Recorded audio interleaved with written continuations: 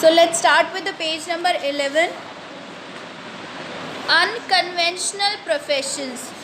A profession is a job or an occupation that a person choose in order to earn a living. अपनी खर्चा उठाने के लिए जो भी काम किया जाता है उसे ऑक्यूपेशन या प्रोफेशन कहते हैं. The profession of a person would depends on his educational, vocational training and skill set.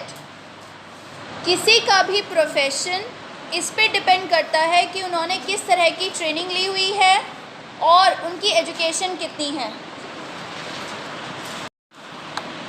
While there are some age-old profession, many new profession have cropped up in the last few years.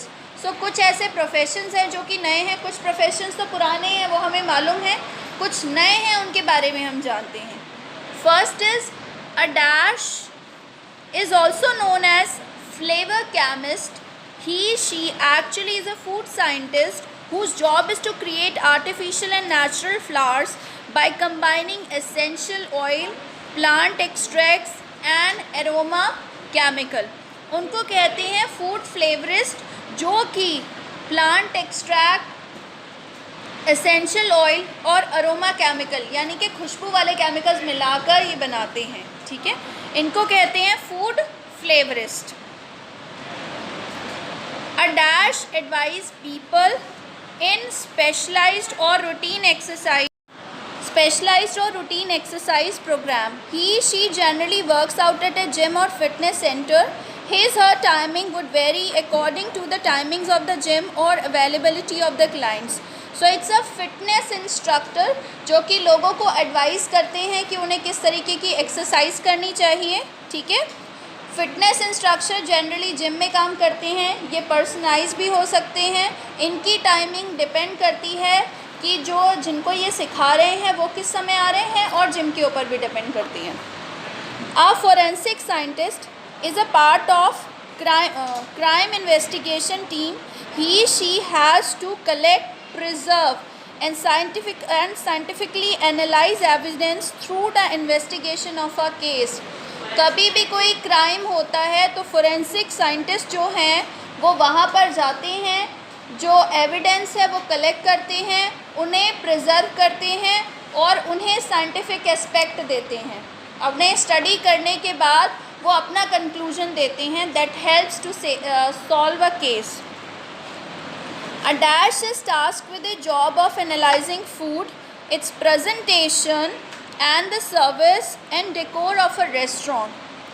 She then writes and share his observation with the public. She writes review for magazine, travelogues, newspaper and food related website. वो होते हैं food critic. And dash decorates the interior space of a house or a workplace. She know how to optimally utilize the interior space.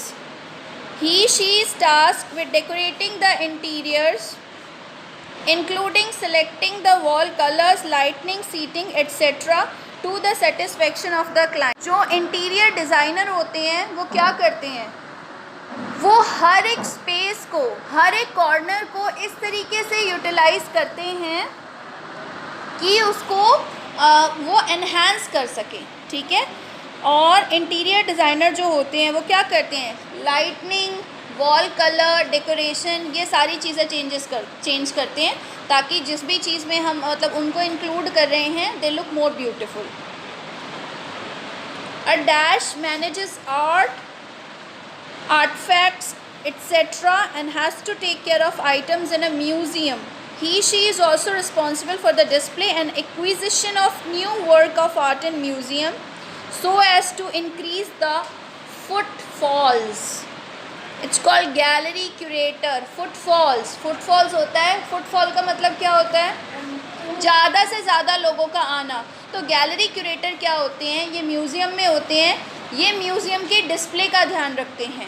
ये museum में बदलाव करते हैं कि अगर दोबारा कोई आए तो उसे कुछ नया देखने को मिले, और इस तरीके से ऑर्गेनाइज़ करते हैं कि ज़्यादा से ज़्यादा लोग अप्रोच करें. A dash observe and forecast atmospheric phenomena and the effects that it has on the earth.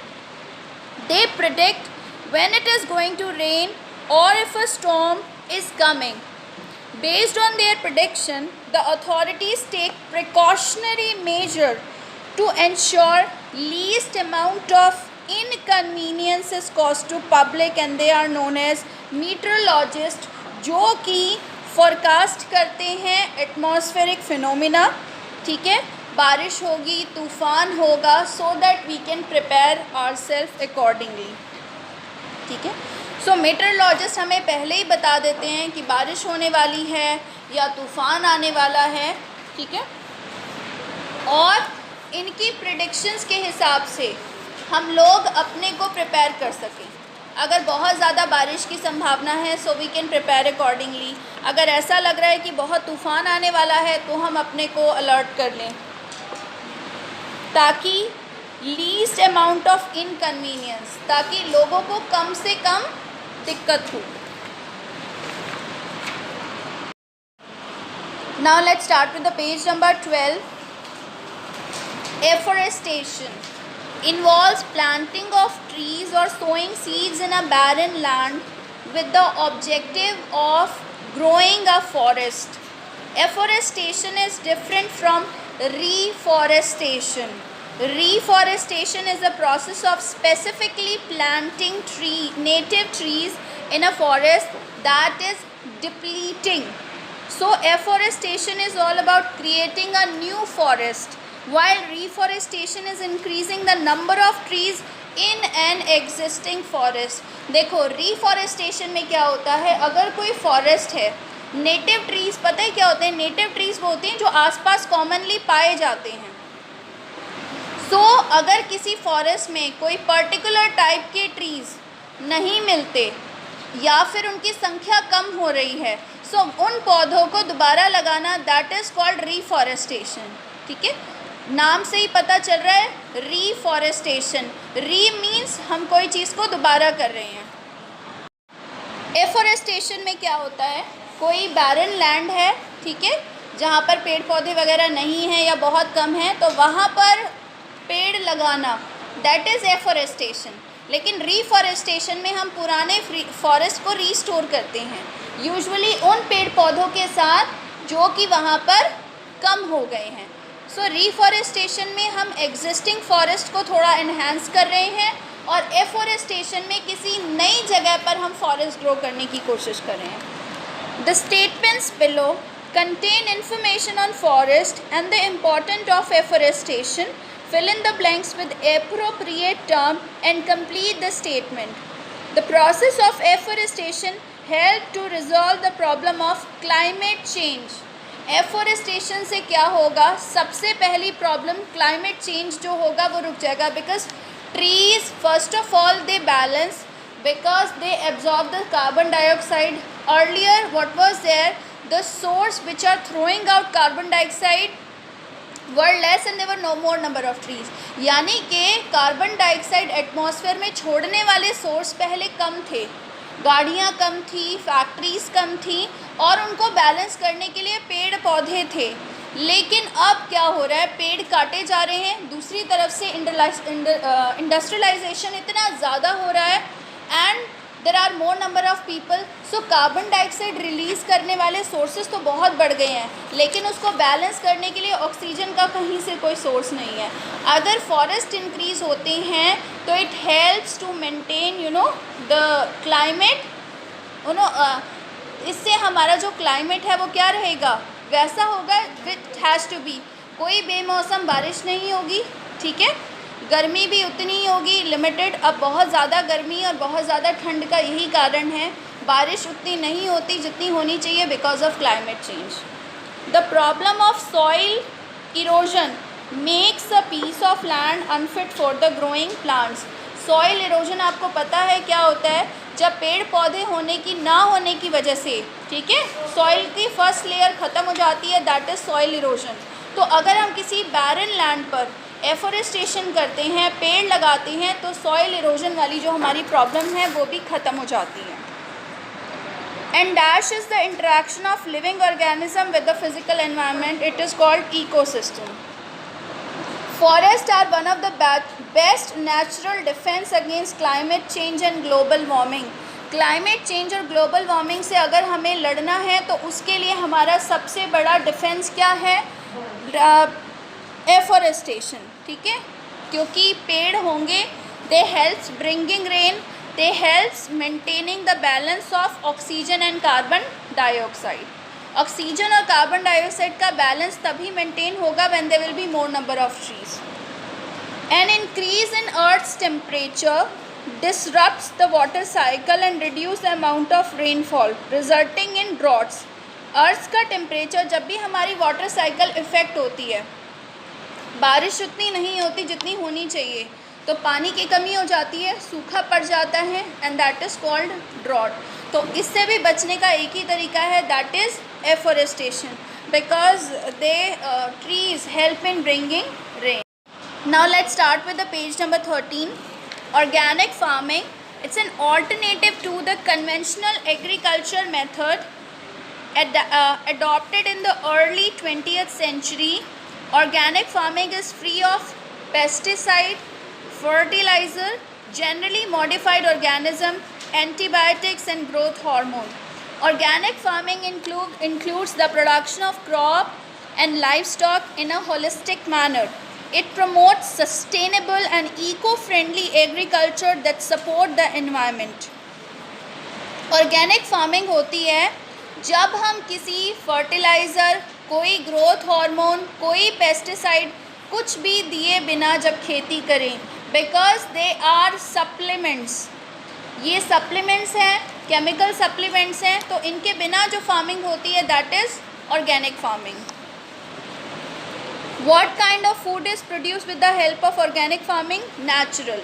जो ऑर्गेनिक फार्मिंग से हम जो खाना प्रोड्यूस होता है वो नेचुरल होता है, क्योंकि उसके अंदर कोई भी केमिकल एडिटिव्स नहीं होते. The national centre of organic farming is located at Ghaziabad, which is the first ever organic state. It's Sikkim, जहाँ पर ऑर्गेनिक जो फूड है वो प्रोड्यूस किया जाता है. विच प्रोसेस और item does not help to maintain the soil health in organic farming?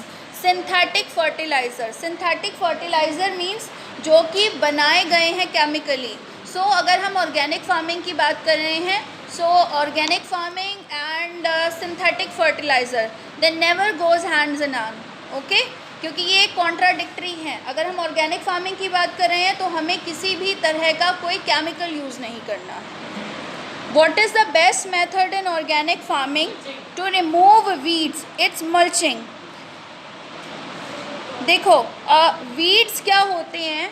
आपके क्रॉप्स के साथ जो अनवांटेड प्लांट ग्रो कर जाते हैं उनको वीड्स कहते हैं, ठीक है.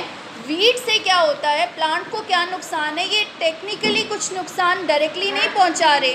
वीड्स उसके न्यूट्रिएंट सारे ले लेते हैं, ठीक है, प्लांट्स के, तो उनको हाथ से उखाड़ना वो बेस्ट है.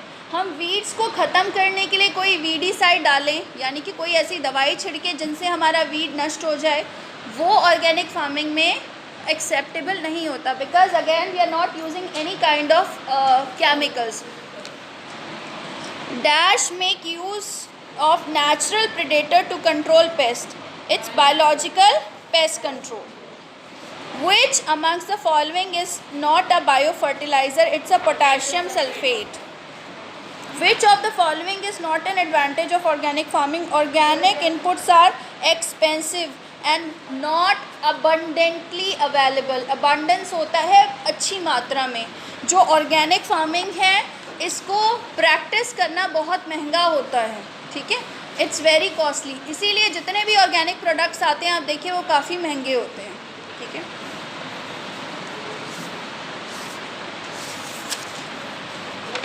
So we have completed this unit number 1.